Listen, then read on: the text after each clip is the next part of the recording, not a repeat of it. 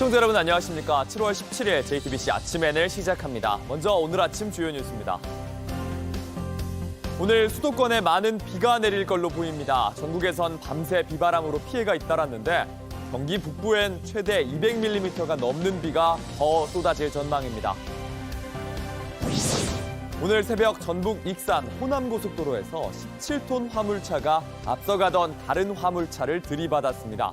이 사고로 화물차 운전자 2명이 다쳐 병원으로 옮겨졌습니다. 총격을 받은 트럼프 전 대통령에게 이란의 암살 시도가 있다는 첩보가 전해졌습니다.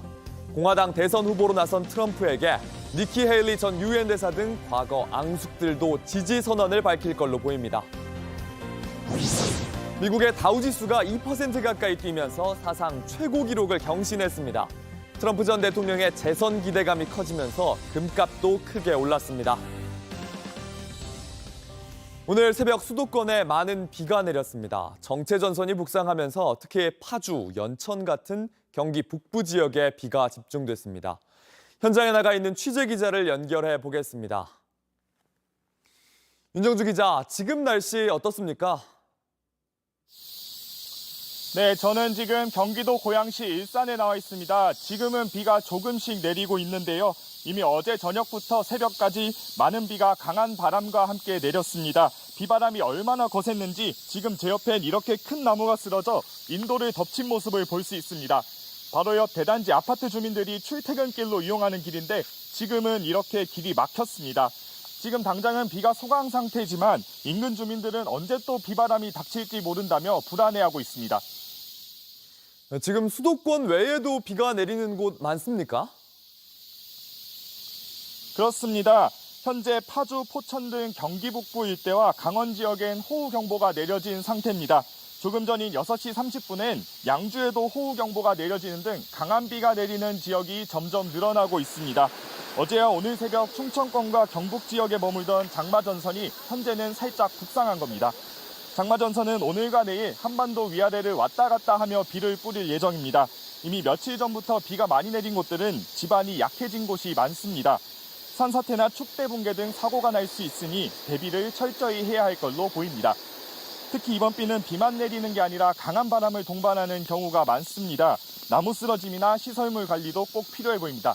지금까지 고양시 일산에서 JTBC 윤정주입니다. 중부지방에선 이번 주 내내 비가 이어집니다. 서울에는 최대 120mm의 비가 예상되고 당장 내일까지 경기 북부엔 최대 200mm가 더 쏟아집니다. 반면 남부지방은 극과 극입니다. 폭염특보가 내려진 가운데 무더위가 기승을 부리겠습니다. 이재승 기자가 보도합니다. 동서로 길게 걸쳐진 정체전선이 북동쪽으로 올라오면서 오늘 새벽 경기 북부와 강원도에 강한 비가 쏟아졌습니다. 시간당 30에서 50mm, 많은 곳은 70mm 넘게 내리기도 했습니다. 경기도 파주시 군내면과 진서면에선 올해 처음으로 긴급 재난 문자가 발송됐고 서울 등 수도권과 충청, 강원도에는 산사태 유기경보 경계 단계가 발령 중입니다. 이번 비는 오전까지 이어지다 낮 동안 소강 상태를 보이겠습니다.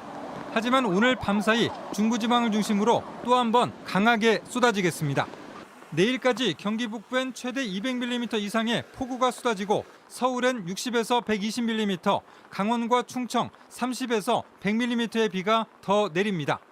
이렇게 중부지방에 강한 비가 집중되는 사이 남부지방에선 다시 무더위가 찾아왔습니다. 경기 북부와 강원 북부에 호우경보와 주의보가 내려진 반면 전라도와 제주 동부엔 폭염주의보가 발효 중입니다. 오늘 아침 제주와 전라도 일대에선 열대야도 관측됐는데 낮 기온도 30도를 웃도는 곳이 많겠습니다. 당분간 정체전선이 중부지방을 오르내리며 중부는 호우, 남부는 폭염이 이어질 것으로 보입니다.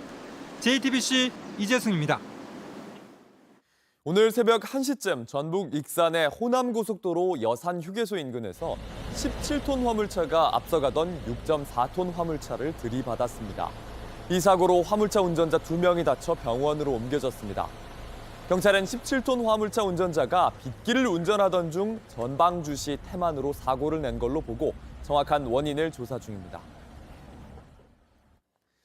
총격 사건을 겪은 트럼프 전 미국 대통령에 대해 이번엔 이란의 암살 시도가 있다는 첩보가 전해졌습니다. 경호 강도는 한층 높아졌고 공화당 전당대회 이제 이틀째 일정이 진행 중입니다. 현장에 김필규 특파원 연결해 보겠습니다. 김 특파원, 이란의 암살 첩보 이거 무슨 얘기입니까? CNN의 보도인데요. 미 당국이 몇 주 전에 트럼프 전 대통령에 대한 이란의 암살 첩보를 입수하고 경호 수준을 높였다는 겁니다. 트럼프 집권 시절인 지난 2020년 1월이었죠. 미군이 이란 혁명수비대 사령관 가셈 솔레이마니를 살해한 뒤 이란은 복수를 다짐해왔습니다. 당시 백악관 국가안보 보좌관이던 존 볼턴이나 마이크 폼페이오 국무장관도 표적이 됐고요. 다만 지난 13일 펜실베니아 유세 현장에서의 총격과는 무관한 걸로 전해집니다. 이런 위협이 이어지면서 인디애나, 플로리다 등 각 지역에서 파견 나온 경찰 병력이 지금 제 뒤로 보이는 전당대회 행사장 주변을 샅샅이 지키고 있고요.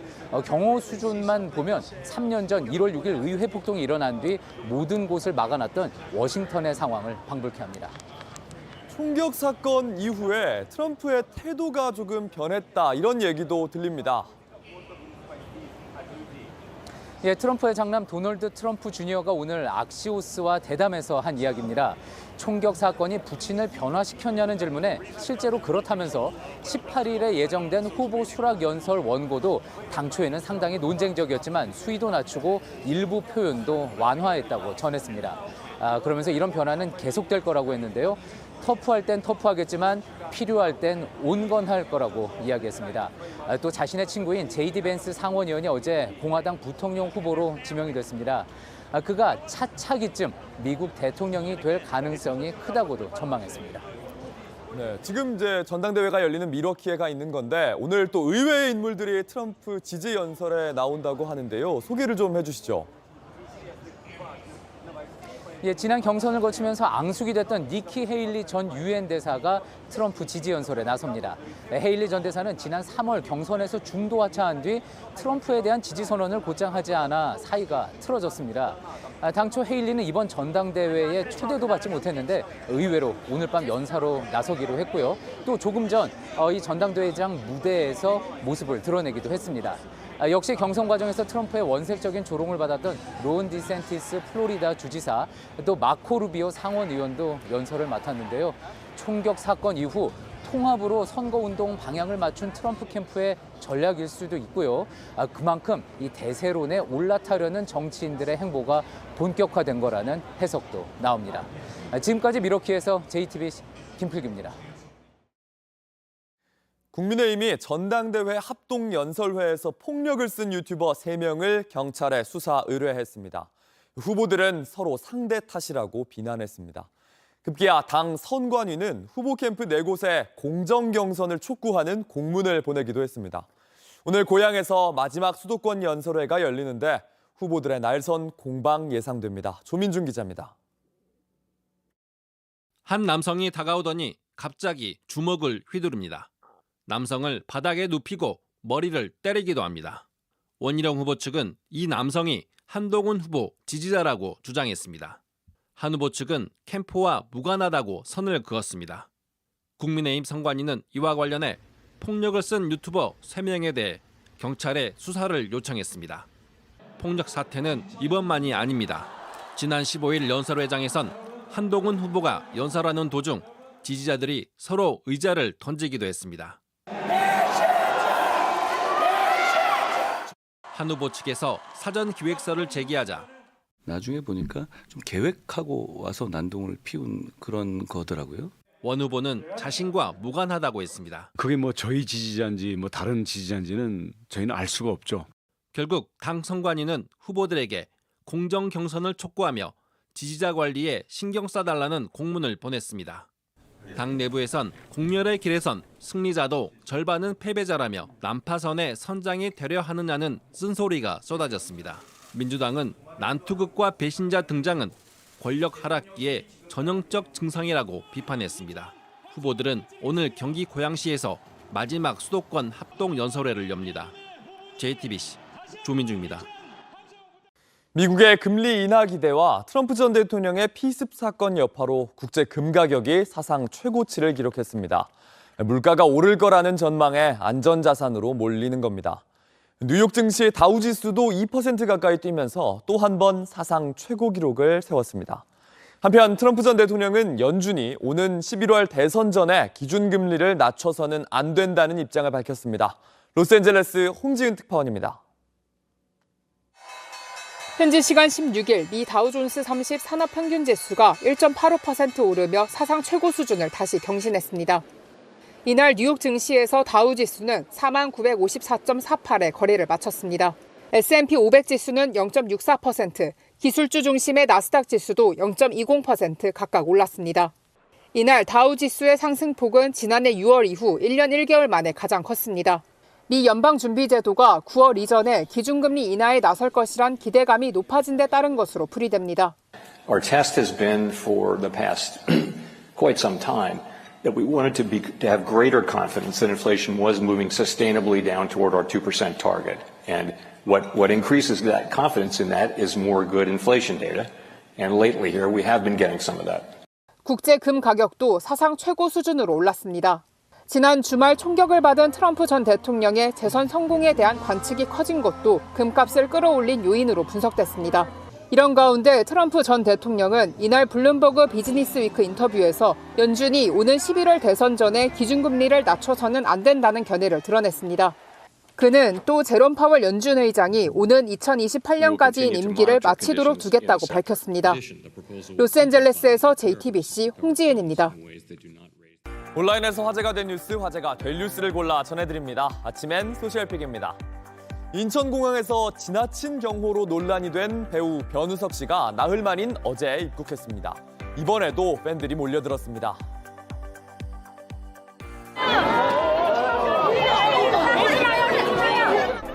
가는 길마다 팬들이 따라붙습니다. 에스컬레이터 앞에서도 사람들에 둘러싸여 움직이기가 어려운 상황이 반복됩니다. 홍콩에서도 팬들을 막기 위해 경호원이 안전 펜스를 붙잡고 있는 모습 이렇게 보이기도 했습니다. 지난 12일 변 씨가 출국할 당시에 사설 경호업체 직원들이 출국장 게이트를 임의로 막고 다른 탑승객의 탑승권까지 검사하는 등 과잉 경호를 했다는 논란이 불거졌습니다. 돌아올 때는 논란을 의식한 듯 경호를 최소화했지만 경호를 줄이자 안전 우려도 커지는 상황입니다. 한편 인천국제공항공사는 과잉 경호 논란을 일으킨 사설 경호업체에 대해 권한 남용과 강요죄 등으로 고발을 검토하고 있는 걸로 알려졌습니다. 울버햄턴의 황희찬 선수가 인종차별 논란에 휩싸였습니다. 그런데 되려 차별한 클럽 측이 울버햄턴 선수들에게 실망했다 이런 입장을 냈습니다. He heard a racist remark. Things like that should never happen. 울버햄턴과 코모 1907의 연습 경기에서 황희찬은 인종차별적인 발언을 들었고 동료인 포덴세가 격분해 발언을 한 선수에게 주먹을 날린 뒤 퇴장당했습니다. 황 선수를 향해서 자기가 제키 찬이라고 생각한다 이렇게 말한 걸로 전해졌습니다. 코모 측은 의도적으로 폄하한 게 아니며 일부 울브스 선수들의 반응으로 인해 사고가 부풀려진 것에 유감이라는 입장을 냈습니다. 울브스 동료들이 찬이 이렇게 불렀고 거기에서 비롯된 거라는 게 해명입니다. 제키찬은 배우 성룡을 뜻하는데 아시안이 모두 비슷하게 생겼다는 뜻의 인종차별적인 의미로 쓰이기도 합니다. 팀과 동료들은 소셜미디어에 황희찬과 함께 있는 사진을 올리며 지지했고 울버햄턴 측은 유럽 축구연맹에 이 사건을 제소하기로 했습니다. 2024 파리올림픽을 앞두고 선수단의 단복이 화제입니다. 각 나라의 네로라 하는 브랜드가 제작에 나서는데 이 나라의 단복 특히 주목받았습니다. 하얀색과 푸른색이 조화롭게 어울리며 마치 전통 의상을 떠올리게 합니다.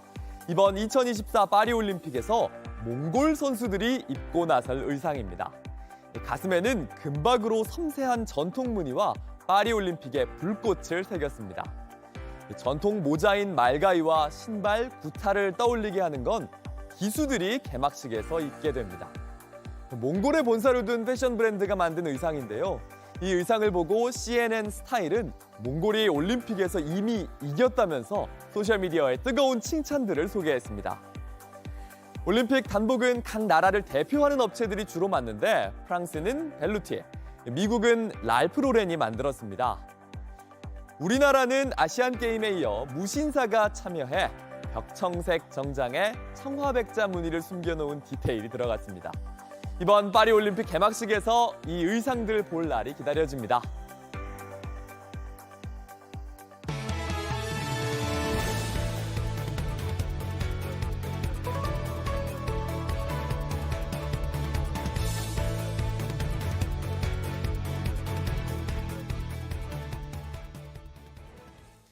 임성근 전 사단장 구명 로비 의혹의 창구로 지목된 대통령 경호처 출신 송모 씨가 임 전 사단장의 사퇴를 만류하는 녹취를 확보했습니다.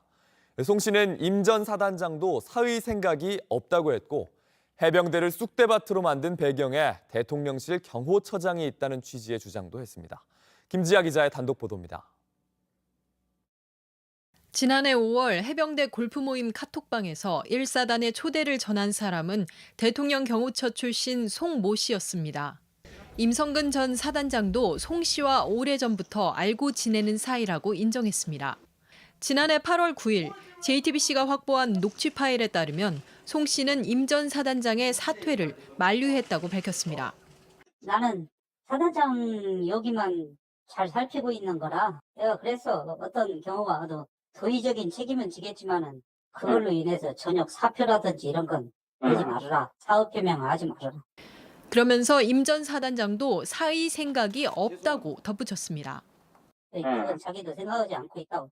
자기가 여태까지 쌓아 올려서 군 작전에 실패하다든지 아니면은 내부 관리를 잘못해서 한다든지. 근데 밖에 나가서 대민 돕다가 그런 일이 벌어졌는데 그걸 사단장 책임이라고 하면은 말이 안 된다. 그동안 임 전 사단장은 최상병 사건 직후인 7월 28일 그리고 경찰의 사건을 재이첩한 다음 날인 8월 25일 두 차례 사의를 표명했다고 밝혔습니다. 송 씨에 따르면 그 사이 임 전 사단장이 실제 사의 생각은 없었다고 말한 겁니다. 송 씨는 지난 4월 통화에서도 관련 내용을 거듭 말합니다. 내가 한번 물어봤어. 그때 결단을 내리겠다고 해서 무슨 결단이냐. 이게 공개적으로 해서 내가 있으면 책임을 내가 지을 한도내에서 지겠다는 거지. 그만두겠다 이런 얘기는 마음도 그렇고 또 그렇고 그런 얘기는 아니다라고 명확히 얘기를 하더라고. 송 씨는 JTBC 카톡방 보도 이후인 6월 말엔 임 전 사단장의 구명 로비 의혹 대상으로 김용현 대통령실 경호처장을 언급하기도 했습니다. 그 모든 배경에는 현 경호실장으로 있는 김용현이 있잖아. 군 인사와 군 문제와 군 관련 거의가 다 이렇게 만들어놨다고 그러더라고. 경호처는 일부 언론을 통해 김 처장이 임 전 사단장 구명 로비와 관련됐다는 의혹이 불거지자 지난 14일 자료를 내고 사실에 근거하지 않은 허위 날조라고 밝혔습니다. JTBC 김지아입니다. 김건희 여사가 명품백을 돌려주라고 했지만 깜빡했다. 이런 대통령실 행정관의 진술이 알려지면서 꼬리 자르기라는 비판이 나옵니다. 김 여사 측은 선물을 바로 돌려주면 기분이 상할 수 있어서 나중에 돌려주라고 지시했다. 이렇게 말했는데 결국 행정관의 책임이란 논리입니다. 박현주 기자입니다. 대통령실 유모 행정관은 지난 3일 검찰에 나왔습니다. 김 여사가 명품백을 돌려주라고 했지만 깜빡했다고 진술했습니다. 야당은 곧바로 꼬리 자르기라며 비판했습니다. 대리인을 내세운 변명과 발뺌, 꼬리 자르기로 책임을 피할 수 있다고 생각한다면 엄청난 착각입니다. 그러자 김 여사 측은 꼬리 자르기는 어불성설이라고 반박했습니다. 책임이 있어야 뒤집어 씌우는데 처벌 조항이 없기 때문에 뒤집어 씌울 책임도 없다고 했습니다. 이어 선물을 바로 돌려주면 기분이 상할 수 있어 유 행정관에게 나중에 돌려주라고 지시했다며 포장을 풀어보긴 했지만 돌려주려고 다시 포장해 갖고 있었다고도 했습니다. 하지만 결과적으로 명품백 사건의 책임은 지시를 따르지 않는 행정관에게 있다는 것으로 풀이됩니다. 이 때문에 꼬리 자르기 논란은 계속될 걸로 보입니다. 검찰이 명품백의 실물 확보에 나선 가운데 대통령실도 긍정적인 입장을 보인 걸로 알려졌습니다. 검찰은 이르면 이번 주 안에 압수수색이 아닌 공문을 통해 명품백을 확보할 수 있을 걸로 보입니다. JTBC 박현주입니다. 해외 부동산 펀드, 한때 잘 나가는 투자 상품이었지만 지금은 손실 규모가 막대합니다. 신한은행 등은 미국 항공우주국 나사가 입주한 건물에 투자하는 거라 리스크가 전혀 없다며 공격적으로 상품을 판매했는데 신한은행이 고객 서명을 위조하면서까지 가입자를 모집해온 정황이 드러나 금융감독원이 조사에 나선 걸로 확인됐습니다. 정혜성 기자입니다. 사업가 김 씨가 신한은행 자산관리센터에서 50억짜리 해외 부동산 펀드에 가입한 건 지난 2017년입니다. 해외 국가기관이 새들어 있어 무조건 안전하다는 은행 직원 설득이 결정적이었다고 합니다. 국가에서 이제 운영하는 기관이기 때문에 뭐 나사나 EU가 망하지 않은 이상 전혀 디폴트 될 위기는 전혀 없다. 그 리스크는 전혀 없다. 이렇게 때마다 금리를 웃도는 배당을 주고 5년 후 건물의 증권을 팔아 투자자에게 나눠주는 상품인데 당시엔 없어서 못 팔 정도였습니다. 신한은행이 판매한 두 펀드만 500억이 훌쩍 넘습니다. 하지만 2년 전부턴 배당은 10분의 1 토막이 났고 아예 끊긴 적도 있습니다. 판매가 불가능한 상황이기 때문에 실질적으로 돈을 못 받고 있는 상황이고 별 기대는 하지 마시라. 부동산 침체로 건물 가치도 급락하면서 김 씨는 사실상 투자금 전액을 잃을 처지가 됐습니다. 그런데 더 큰 문제가 있었습니다. 펀드 계약서 곳곳에 적힌 다른 사람의 글씨와 서명입니다. 여기는 제 글씨 아닙니다. 이게 제일 중요한 부분. 예, 초고형 제 글씨 아닙니다. 그냥 100% 이내 이것도 제 글씨 아니고 이것도. 김 씨는 과거 투자 경험이 전혀 없습니다. 그런데 100% 원금 손실을 볼 수 있다는 항목에도 누군가 대리 서명했습니다. 6번도 제가 3년 이상 투자 경험이 있냐 이것도 거짓말이고요. 실제 해당 글씨를 필적 감정해 보니 모두 위조로 드러났습니다. 당시 투자를 권유한 담당자에게 직접 물었습니다. 김 씨 기억나세요? 고객이셨는데. 네. 직접 없습니다. 근데 직접 체크를 하신 이유가 있나요? 죄송합니다. 네. 당시 설명을 좀 어떻게 하셨나요? 신한은행은 계약 당시 자필 기재 의무를 위반하지 않았다며 투자 위험 등 설명 의무를 이행했다고 해명했습니다. 하지만 금감원은 최근 신한은행의 소명을 요구하는 등 본격 조사에 착수한 거로 확인됐습니다. JTBC 정혜성입니다. 프로야구 롯데가 두산을 물리치고 3연패에서 탈출했습니다. 궂은 날씨에 경기가 중단되기도 했지만 많은 관중이 이 경기를 만끽했습니다. 프로야구 소식 오늘의 야구에서 전해드립니다. 올 시즌 첫 프로야구 경기가 열린 울산구장. 6회까지 양 팀은 투수들의 호투에 영의 행진을 이어갔는데요. 7회 말 롯데가 본래 2개를 얻어 1사 1, 2루 기회를 잡았습니다. 타석에는 박승욱, 몸쪽 직구를 가볍게 밀어쳐 좌익선상 2루타를 만들어냅니다. 전준우가 홈을 밟으면서 선취점을 뽑았는데요. 이어 최항이 바뀐 투수 이영하의 변화구를 잡아당겨 또 적시타를 칩니다. 주자 2명이 들어오며 점수는 3대0. 7회 말이 끝나자 빗줄기가 굵어지면서 경기가 중단되었는데요. 1시간 가까이 기다린 끝에 다시 재개된 경기. 8회 말 승리를 자축하는 레이에스의 솔로 홈런까지 터집니다. 롯데는 에이스 반지가 7이닝 무실점 삼진 9개를 기록했고 구승민과 김원중이 이어던지며 경기를 마무리했습니다. 두산을 4대0으로 꺾고 3연패에서 탈출한 롯데는 하나를 제치고 8위로 올라섰습니다. 고척에서는 KT가 키움을 4대3으로 꺾고 3연승을 달리며 6위 NC를 한 게임 반차로 따라붙었습니다. 오늘의 야구였습니다. 날씨입니다. 지금 경기 북부와 강원도를 중심으로 장맛비가 내리고 있습니다. 이번 비는 낮 동안 호강 상태를 보이다가 밤부터 또 한 번 강하게 쏟아지겠습니다. 내일까지 경기 북부엔 최대 200mm, 서울에도 60에서 120mm의 많은 비가 예상됩니다. 반면 폭염특보가 내려진 전라도와 제주도에선 체감온도 33도 안팎의 찜통더위가 이어집니다. JTBC 아침엔을 마칩니다. 내일도 7시 반에 아침을 열겠습니다. 시청해주셔서 감사합니다.